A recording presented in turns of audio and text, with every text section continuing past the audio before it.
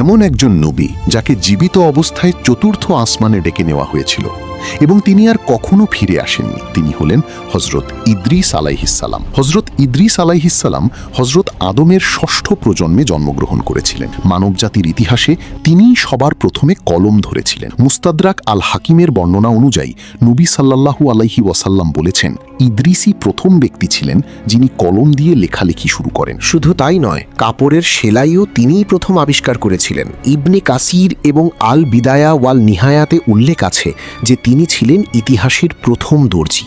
সুই এবং সুতা দিয়ে গোল চামড়াকে কেটে শার্ট প্যান্টের মতো পরিধানযোগ্য পোশাক তিনিই তৈরি করেছিলেন। জ্ঞান বিজ্ঞানের ব্যুৎপত্তিতে তিনি প্রথম জ্যোতির্বিজ্ঞানীও ছিলেন। তিনি তার জাতিকে রোজা রাখার দাওয়াত দিয়েছিলেন এবং দীর্ঘ ৩০০ বছর ধরে নিজের কওমের মাঝে দিনের আলো ছড়িয়ে দিতে তাবলিগি কাজ করে গেছেন।